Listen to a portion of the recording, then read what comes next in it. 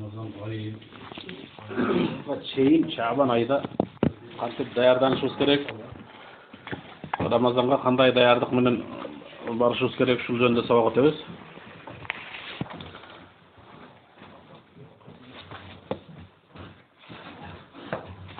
Якта бир шейх ушул Рамазанга даярдануу жөнүндө эмесин чыгарган экен.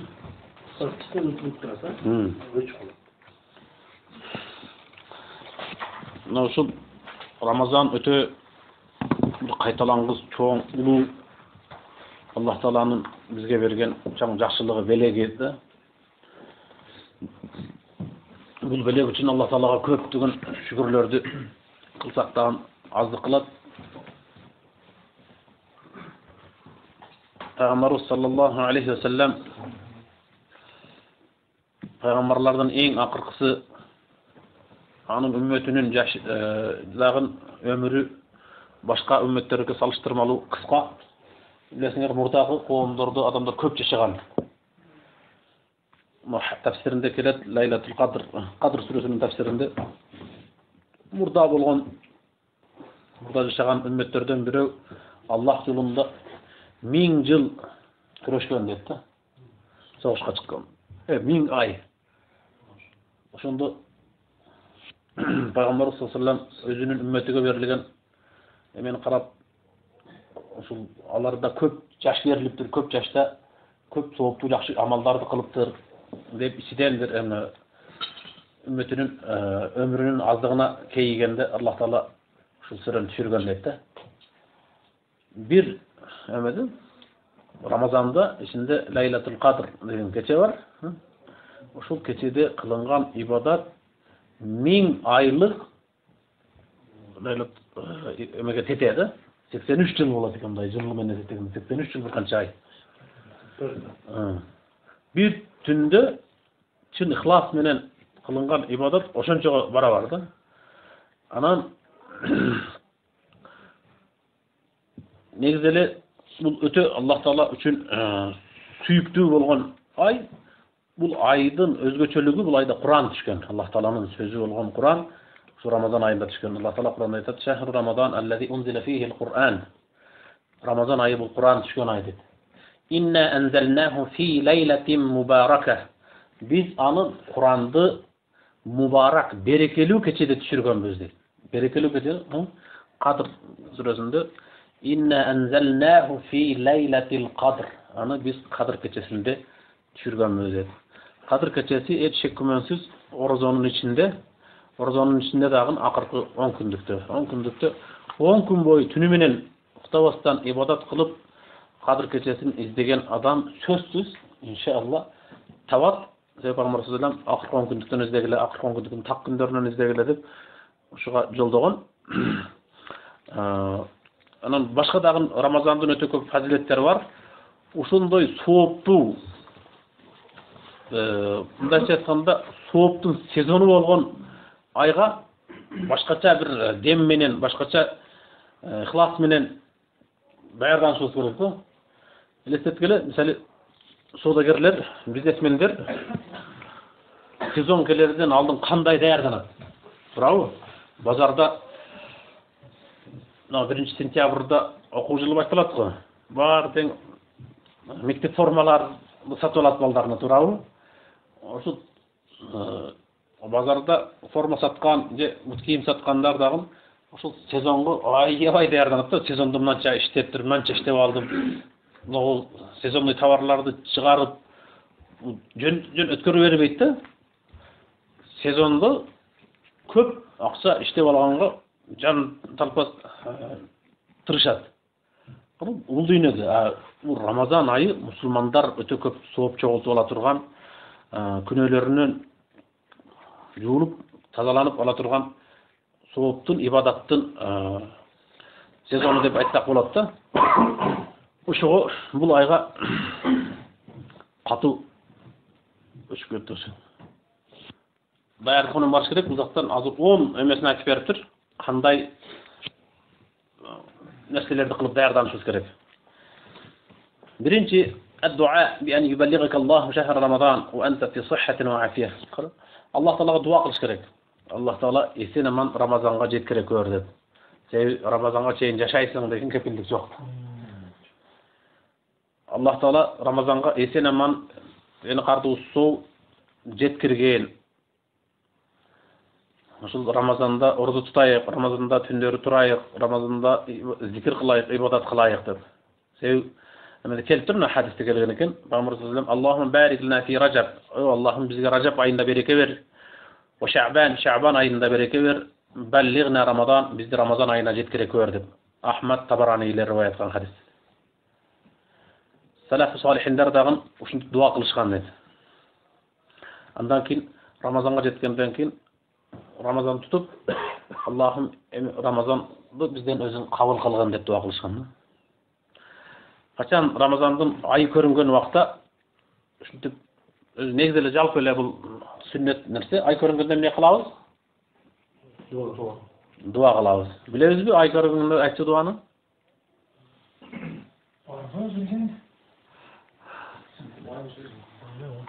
Аллаху акбар деп такбир айтылат.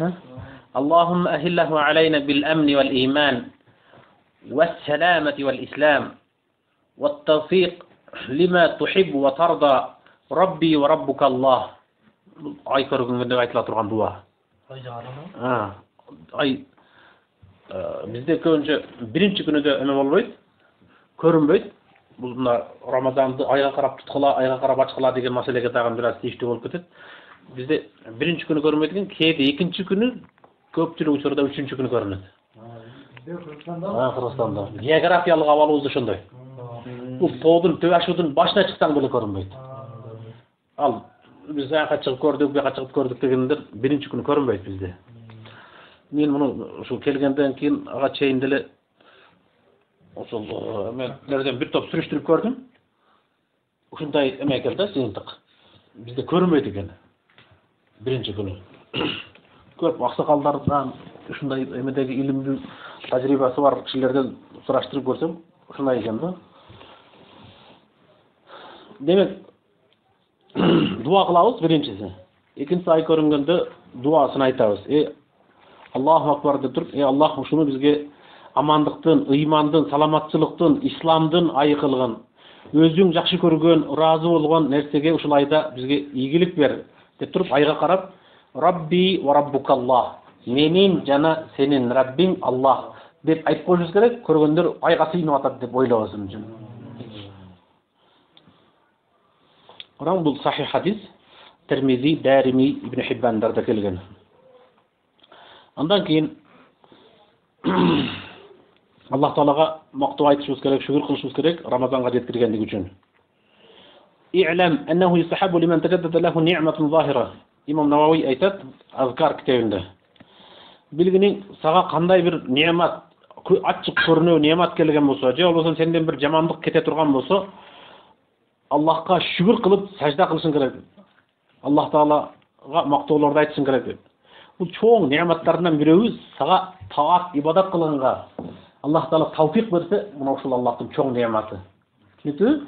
Бизге ден соолук бергенден дагы, байлык бергенден дагы чоң немат Аллах Тааланын бизге ага кулчулук кылып, таат, ибадат кылганга тавфик, ийгилик берүүсү бул чоң немат, чоң жакшылык. Ушул жакшылык үчүн Аллах Таалага эмне кылабыз? Шүгүр айтып, Аллах Таалага мактоолорду айтабыз. Үчүнчү, сүйүнүшүбүз керек, кубанышыбыз керек. Мына карасаңар, бизде ушундай өзүбүздүн динибизди терең түшүнбөгөндүктөн балдарыбыз дагы бүт башка элдерден келген жаңы жыл жакындаган сайын сүйүнөт да көп эмелерчи. Жаңы жыл келатат деп жаңы жылда алар сүйүнөт, кубанат, бирок Рамазанда андай сүйүнүч, андай кубаныч жок да. Себеби Рамазандын фазилетин, Рамазандын артыкчылыгы жөнүндө көп айтпай, Рамазандын маанилерин жакшы түшүндүрбөгөндөн Рамазан анчалык эме эмес да. Мааниси жоктой биздин балдар, чоңдордо деле, балдарда деле да. Мисирде деле көп эмелер бар, кемчиликтер бар, бирок бир жакшы ала турган пайдалар да бар. Ушу Рамазан жакындаганда көчөлөргө жанагындай эмелерди илип, кадимкидей bir Рамазанга даярдык жанданып билинет да, ошо кадимкидей балдарга таасир этет экен. Келгенден кийин балдарым айтып жүрдү, жакта Рамазанга вообще эме кылбайт экен деп турчу. 5 жыл жүргөндө балдар көнүп калган. Кадимкидей ушундай илип ушу Рамазандын келаткандыгына сүйүнүп, элдер эмелерди жазып, баягы дуаларды, эмелерди көчөлөргө. Рамазанга даярдык, Рамазанга карата сүйүнүч, үмүт, даярдык күчтүү да. Кара биз сүйүнүшүбүз керек, себеби Пайгамбар саллаллаху алейхи ва саллям айткан: "Кана юбаширу асхабаху бимажи'i шахр Рамазан." Анткени Пайгамбар саллаллаху алейхи ва саллям Рамазан айынын келүүсү менен сахабаларды сүйүнчүлөгөн. Мынтип айткан хадисинде: "Жаакум шахру Рамазан." Силерге Рамазан айы келди. Шахру Рамазан шахрун мубарак. Бул Рамазан айы берекелүү ай. Катабаллаху алейкум сияма.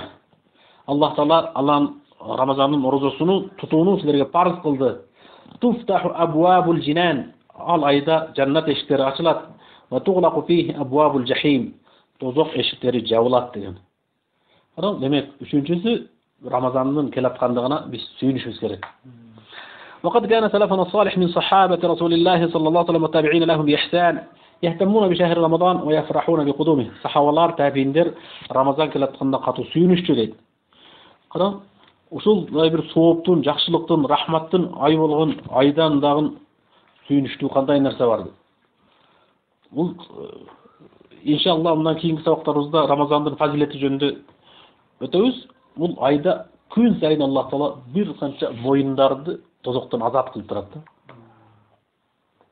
Эгер моюнуң тозоктон азат болду деп жазылгандардын катарына кирип кала турган болсоң, не деген чоң сүйүнүч. Анан Рамазанда өтө көп фазилеттер бар. Рамазанда орозо туткан адам ооз ачканга чейин кылынган дуасы кайтарылбайт дейт. Ооз ачканга чейин. Ал кейбирлер ошонтип түшүнүп алат да. Ооз ачарда гана андай эмес. Даже ооз ачарда адам катуу ачкалып, суусап, эмеге көбүрөөк көңүл бурулуп баштайт да, тамакка. Ага чейин эмес. Ооз жапкандан баштап эле орозо убактында кылынган дуа. Кеске чейин, а? Ошомалды бүгүрөм суудан кылабыз. Оюлардын тамактар бүгүрөсү. Кара, ошондо эме ошонтип түшүнүп алышкан да, андай эмес. Ал hatta yuftır ооз ачканга чейин деп келген да, хат текстинде. Күндүз.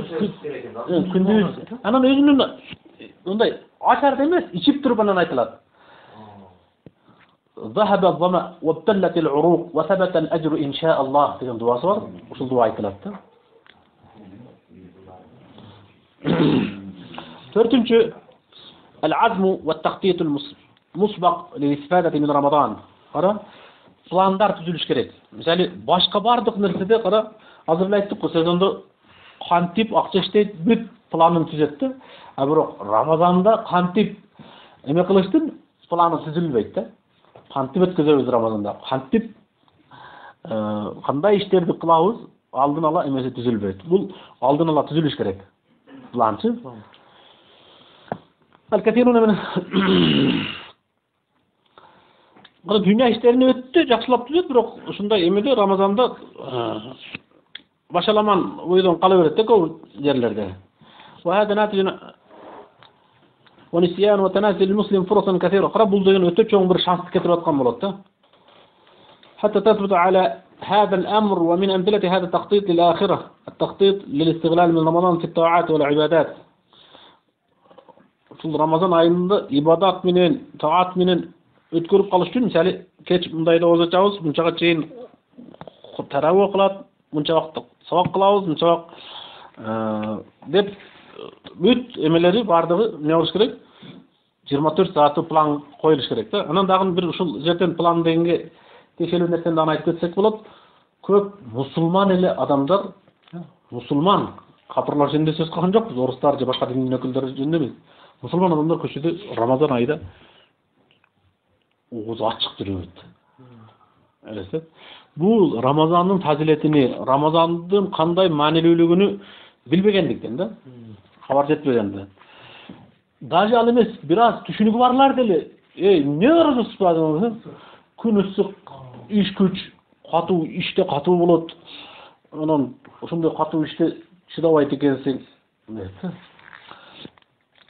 Адам бардык нерсе адамдын колунда да.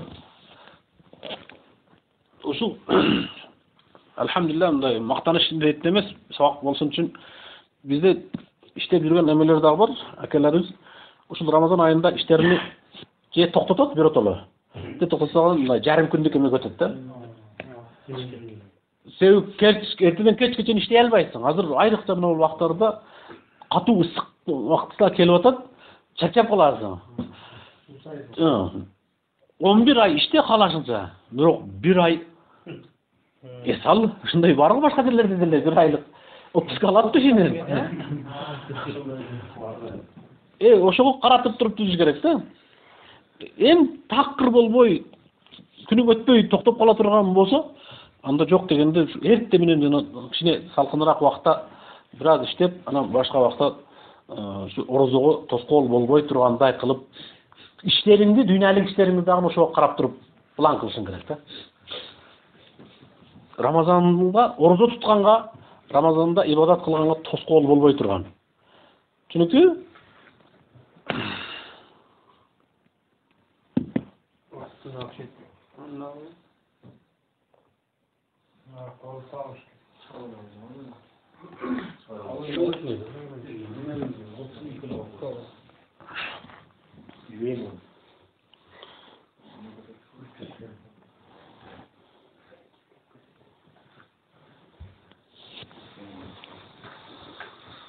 Beşinci, akdul azmi sadık ala iqtinamihi ve imarati avqatihi bil a'mali salihan faman sadaqa Allah sadaqahu ve a'anahu ala ta'a ve yassara lahu sabilal hayr.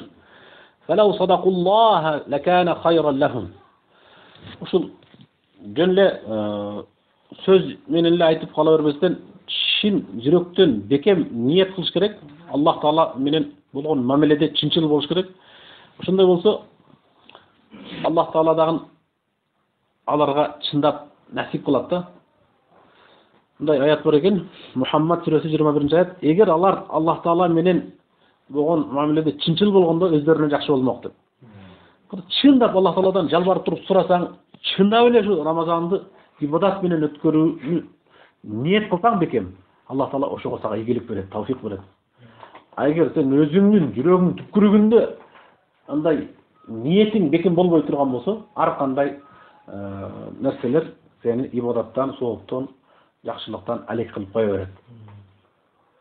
Түнүбү 5-чи бекем кескин чечим жүрөктүн түбүнөн Аллах Таала менен чынчыл болуп ниет кылыш керек. Мен ушул айды ибадат менен өткөрөм деп.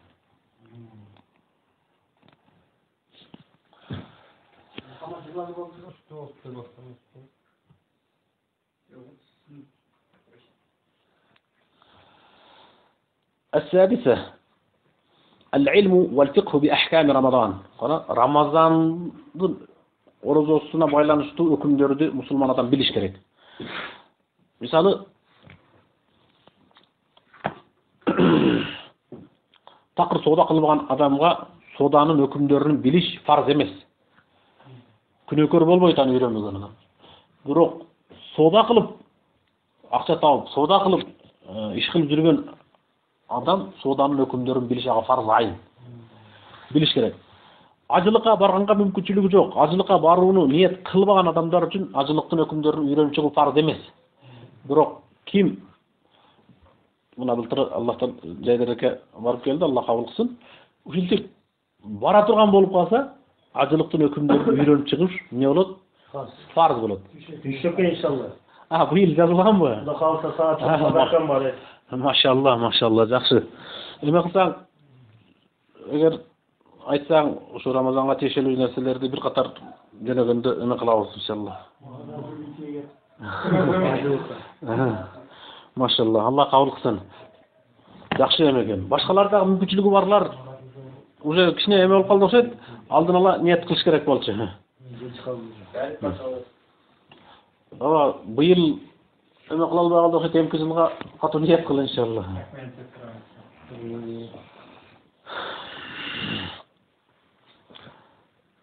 Түнүкү ошондой эле өтө кедей болуп, байлыгы жок болуп аткан адамга зекеттин өкүмдөрүн үйрөнүп чыгуу фарз эмес. Бирок Аллах Таала байлык берген адамга зекеттин өкүмдөрүн билиш фарз. Кантип зекет бериш керек. Ошондой эле Рамазан айында катуу ооруп атып, Рамазан орозусун тута албаган адамдарга эме болушу мүмкүн. Бирок ден соолугу чың болуп, бардыгы жайында болгон мусулмандар Рамазандын өкүмдөрүн билиш керек. Канткенде ооз ачылат, канткенде ооз ачылбайт. Канткенде Рамазандагы улуу сооптордон кур калбай баарына жетишип калат. Канткенде көп мүмкүнчүлүктөрдү, жакшылыктарды, фазилеттерди, артыкчылыктарды кетирип коет. Ушуларды билиш керек Рамазандын өкүмдөрүн. Бул үзүрлүү болбойт. Мен Рамазандын фарздарын билбей калыпмын деген. Үйрөнүш керек мусулман адам.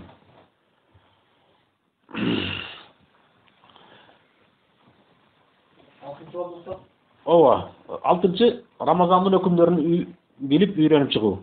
Аллах Таала айткан Анбия сүрөсүндө: "Фас'алу ахла зикри ин кунтум ла та'ламун." Эгер билбесеңер, билгендерден сурагыла дейт. Аябай көп эмелер болот. Силер эмес, чоң эле илимдүү эмелерибиз экиленип калат. Айрыкча Рамазандын башталышы менен бүтүшү. Башкасын айтпаганда, ушуларды билиш керек. Былтыр Рамазан бүтүп атканда ким бар белең? Эменде таланттын үйүндө. Ар ким ар нерсени жазды. Андай болот, мындай болот. Башканы айтпай койсуздар эле эмелер. Умар устаз мынтип жазды, Ильяс устаз мынтип жазды, Эрмеган мынтип. Биз бирдей позицияны кармадык. Акырында мындай көптөр эле айтып мындай окшошураак эле чыкты да. Билиш керек. Кандай болуп башталат орозо, кандай болуп бүтөт. Кээ бир нерселер бар. Бул эме кыл айрыкча бир апта алдың Рамазан мынанчасында болот экен деп койгон таптакыр туура эмес. Пейгамбер саллаллаху айткан, орозону айга карап баштагыла, айга карап бүтүргүлө деген. Ай жаңырганда орозо башталат, ай жаңырганда бүтөт.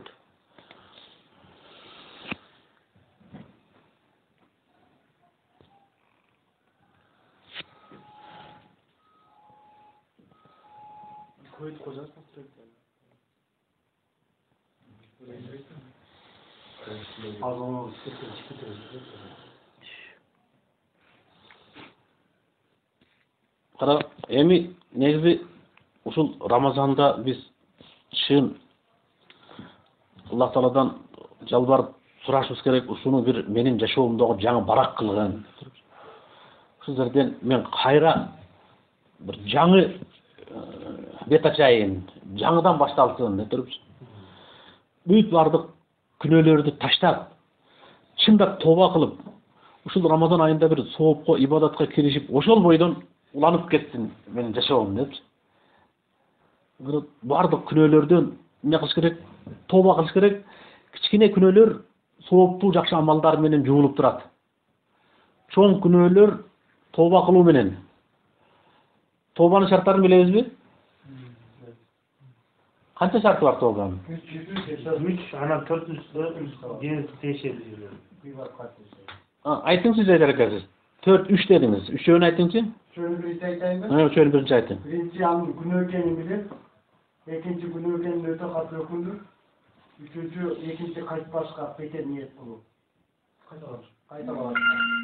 Dördüncü devletten ribat kılgan olsan bir öyle. Ya o soğuvar özüne ayıptı, ya o soğuk kimlerge ribat kılsan o soğuk yerde kayra olur. Allah Taala'dan iskirinde suronu nimaga koysan? Şu ayı tutarım, hatta ökümde. Yok, değişir de sorun. Айтсың. Birinci ne bunu? Oğlu. İkinci ökünü. Жок, тоба кылуу деген жалпы болот атпайбы? Анын ичинде шарттар болуп атат да. Üçte bölünme şart. Üçte bölünme şart. Kabul болуу şartı mı? Канткенде тоба болуп эсептелип кабыл болот. Toba болуу. Кайра кайтпайын деген ниет болуу. Ошол ишти таштоо. Мына жакшы айттың башынан. Ошол ишти таштоо. Экинчи, Бекем ниет болуу кайра кайтпаймын деп бекем чечим кабыл алуу. Аллахтан кетсин. Өкүнүм, ошого өкүнүм. Бекер кылдым деп. Төртүнчүсү бирөөдөн арга Аны айтылды. Эми карагыла, ушуну айтып берейик. Мына кылып аткан күнөөнү токтотуу дедик. Бирөө арак ичет экен. Арак ичип машина айдап баратып, гайга түшүп дагы крупный штраф төлөдү. Ошо арак ушундай жамандыкка түртөт экен. Арак ичип ушунча көп акчамдан айрылдым. Же болбосо арак ичип бир жерде раса шарманда болуп, элдин алдында аябай кадыр өтөптү да, кадыр кетти. Шарманда болду. Анан катуу өкүндү. Ушул ичпегенимде мындай болбойт эле. Ичип ушунча эме элдин алдында шарманда болду деп ичкенини токтотту. Кайра ичпеймин деп сөз берди. Өкүндү ичкенине. Ушул тобага киреби? Неге? Аллахтын Бул жерден ушул 3 шартты көбүнчө алымдар айтат. Ал-иqla' арабчасын айтайынбы? Al-iqla' an az-zamb, күнөөнү токтотуу. Al-azmu ala adam al-audati ilayh, кайра кайтпаймын деп бекем чечим кабыл алуу, өкүнүү деп. Эми бул үчөө жана биз айтканда тең бар болуп атат да. Бирок биринчи шарт жок болуп атат. Бул биринчи шарт бардык сооптуу амалдарда шарт ихлас. Аллах үчүн тооба кылган болуш керек. Ушул үчөөнү тең Аллах үчүн кылыш керек. Токтотуп атканда элдердин алдында кадыр баркым кеткендиги үчүн эмес, штраф төлөгөндүгүм үчүн эмес. Буну Аллах арам кылган нерсени токтотомун. Түнүкпү? Аллах үчүн деп биринчи шарт ихлас. Андан кийин ушул үчөө айтылат. Анан дагы бир шарты бар. Мына сиздер айтып аткан 4-шарт деген да туура. Бул эгер адам баласынын акчасына байланыштуу болсо, бирөөнүн акчасын урдап алган болсоң, урдап алган акчаны кайтарып беришиң керек, тартып алган болсоң кайтарып беришиң керек. Кантип бирөөнүн акчасына кыянат кылган болсоң, бирөөнүн акчасын жеген болсоң, ошону барып адал кылышың керек. Эгер бирөөнү гыйбат кылган болсоң, ал гыйбат эсине жеткен болсо, барып мен сени ушинтип сүйлөдүм эле. Эми сүйлөп алып турмун. Эми катып өкүнүп атам. Мындан кийин сүйлөбөймүн. Мени кечир, эми ушул Аллахтын алдында сенин күнөөңдү көтөрүп барбайын деп жалбарып, эмне кылыш керек? Ошо кишиден кечириш керек. Ошол киши кечирсе, эмне болосуң, тазарасың. Анан тооба өзүнүн вактысында кылыныш керек. Ар тообанын вактысы бар. Эгер вактысынан өтүп кетсе, тооба кабыл кылынбайт. Билесиңерби тообанын вактысына? Жок. Кыямат.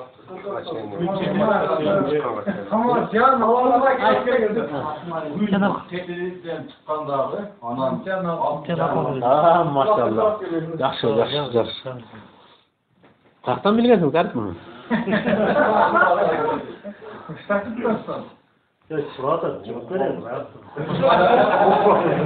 Жакшы. Бир тамчы илим бар да билет. Бир тамчыга көп нерсе батат да.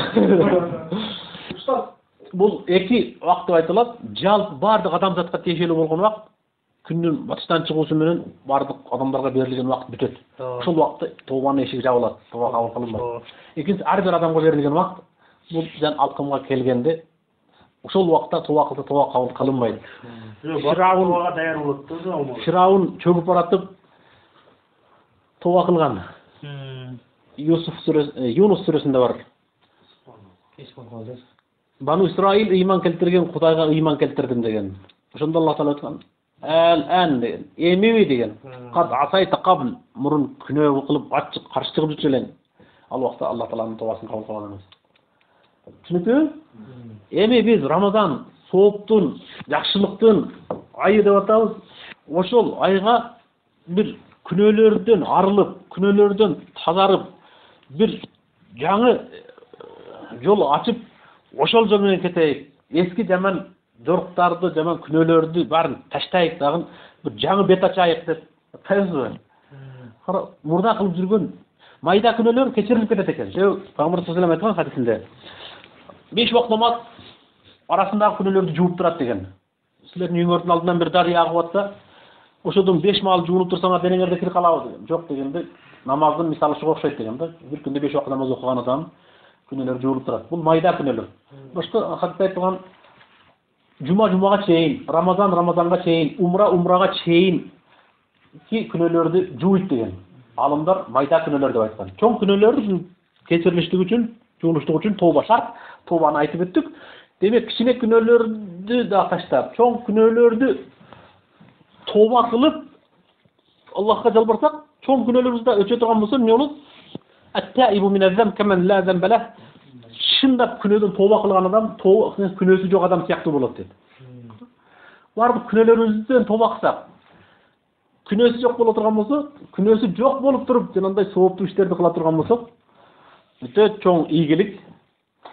Günöөлөрдөн арылып, сооптуу иштерди жасап, сооптуу амалдарды кылган болсок, Аллах Таала кимге ушуга мүмкүнчүлүк берген болсо, өтө чоң жакшылык. Ошондуктан жетинчиси чындап тоба кылуу. Түшүнүктүүбү? Бардык күнөөлөрдү таштап, şu Ramazan ayında bir жақшылықтарды баштап, ошол боюнча уландырып кетүүгө ниет кылуу. Аллах Таала айткан Нур сүрөсүндө: "Тубу илаллахи жамиан айюхал муъминун лааллакум туфлихун."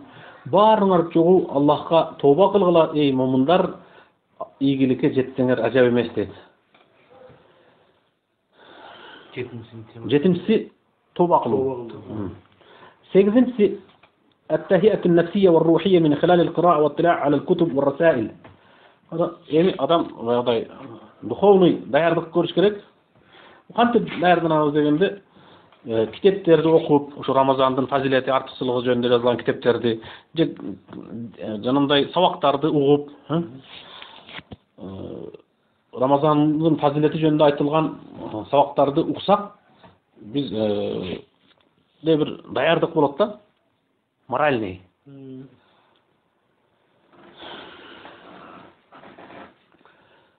Тогузунчусу al-i'dad al-jayyid lid-da'wati ila Allah fihi min khilal. Кара, эми ушул айда көп дават кылып алганга дагы жакшы мүмкүнчүлүктөр болот да. Себеби шайтан да кишенделет. Адамдарга дават кылуу мүмкүнчүлүктөрү көбөйөт. تحضير بعض الكلمات والتوجيهات تحضيرا جيدا لإلقائها في مسجد الحي. Кара, ошол мисалы барыңар билесиңер, башка вакытта мешитке келбегендер Рамазанда эмне болуп калат? Келип калат. Башка вакытта сал берген адамдар Рамазанда өз бүтү менен мешиттерге келип атат. Ошолордон раса дават кылыш шансы көбөйөт да. Ошолорго дават кылуу. توزيع الكتيبات والرسائل وعظية والفقهية المتعلقة برمضان على المصلين وأهل الحي. Былтырымна эмелер алтынакелер таратты. Бир брошюркаларды. Менде видео бар, алып келип берейин, Kimde dagы ушундай мүмкүнчүлүктөр болсо, ушундай бир эмелерди бастырып, таратып, башкаларга ушундай жагынан эме кылыш керек деп мүмкүнчүлүгү барларчы. Кара, إعداد هدية رمضان وبإمكانك أن تستخدم ذلك الظرف بأن تضع فيه شرطين وكتابين وتكتب فيه هدية رمضان. Эмелерди кылса болот. Бир пакеттерге китептерден сатып алып, ушундай Рамазанга байланыштуу бир эмелерден салып, Рамазан белеги деп туруп бирөөлөргө бере турган болсоң, бул өтө өзгөчө бир эме таасир калтырат да. Анеке. Үч түрү чыгып атабы? Ошодон мисалы эме кылса болот да, кичине арзаныраак кылсаң мүмкүнчүлүктүн болушуга. Жок, кийгени кие бересиз.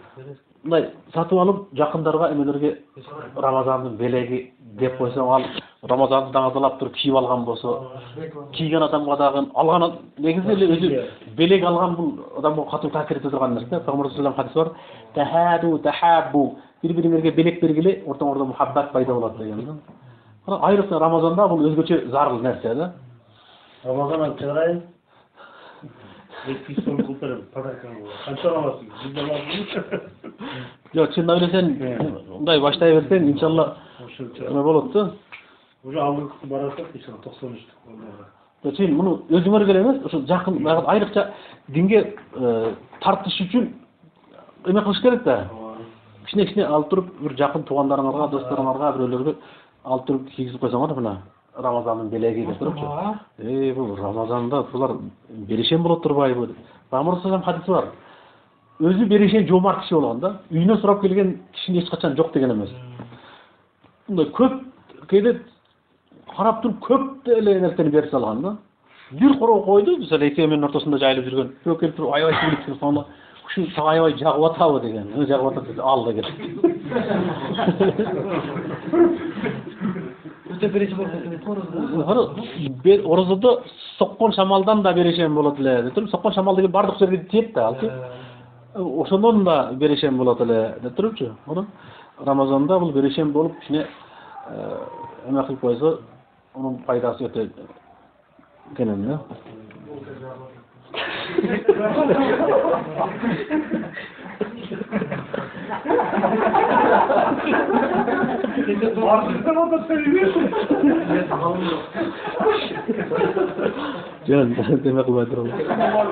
التذكير بالفقراء والمساكين وبذل الصدقات والزكاة لهم.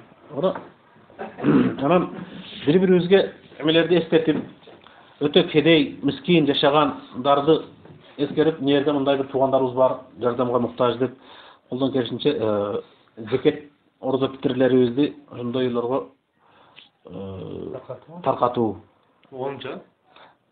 Бул 9-нчунун ичинде 9да ушундай кандай иштерди кылса болот Рамазанда деп турчу.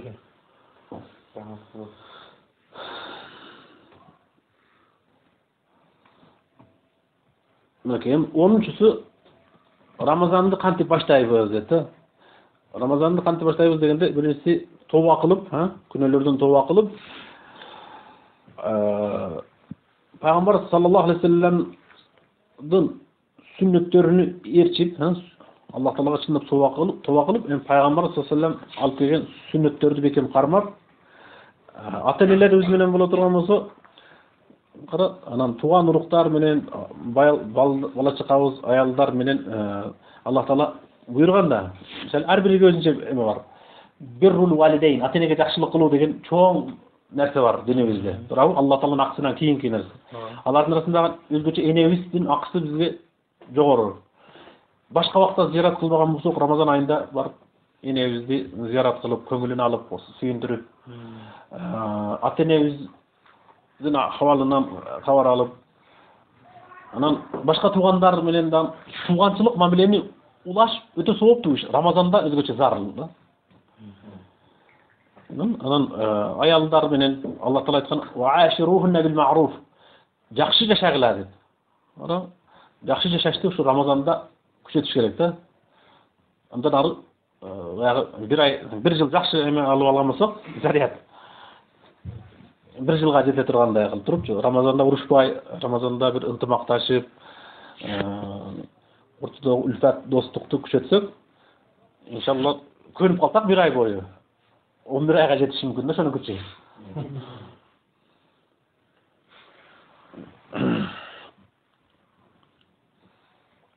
Анан башка адамдар менен деле Пайгамбар саллаллаху алейхи хадиси бар. Афдалун наси анфаухум линнас. Адамдардын эң абзели, жакшысы башкаларга көп пайдасы тийгени деген да. Мүмкүн болушунча адамдарга ар кайсы жагыбыздан, илимибиз мененби, байлыгыбыз мененби, авторитетибиз мененби, кандай жагдан пайда келтире алсак, пайда келтирип үйрөнсөк, бул Рамазандан ала турган чоң сабактарды бирөөбүз да.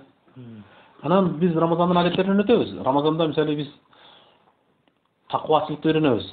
Бул иншалла мындан кийинки сабактарыбыз Рамазанга байланыштуу болот го. Рамазанда орозо туткан адамга бирөө келип урушса дейт да. Бирөө келип сени сөксө, кечиресиз, мен орозо тутканмын деп айтыш керек болот да. Ага теңелбейти. Мен орозомун деп айтып коюу сүннөт. Пайгамбар саллаллаху алейхи вассалам сүннөттү үйрөткөн да. Элестет. Орозодо бирөө келип сага жамандык кылып атса дагы, сиз сайлап атса, ага теңелбей. Шундай айтат го. Көчөнүн тили бу.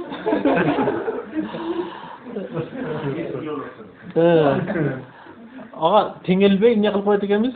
Мен орозо тутканмын деп. Элестет. Ушу орозодо бирөөлөр менен урушпай, орозодо бирөөлөргө жакшылыгыбыз тийип үйрөнсөк, башка айларга дагы ошо бойдон калыптанып калат да. Жалпысынан үстүртөн айтылды. Калган кенен тафсил эмелерини, айрыкча Рамазандын өзү жөнүндө келген хадистерди бирден окуп, алардын шарттарын иншалла кийинки сабактарда айтабыз. Анан Рамазандын өкүмдөрү, Ramazanda kantkende oğuz açılıp kalat, kantkende açılbayt, kantkende Ramazanın soğuğu azayıp kalat. Uşular jönünde inşallah. Kança minut bolup turur sabak? 40 minut. Ha, Ko'cha sura. Hı. Telefona da var.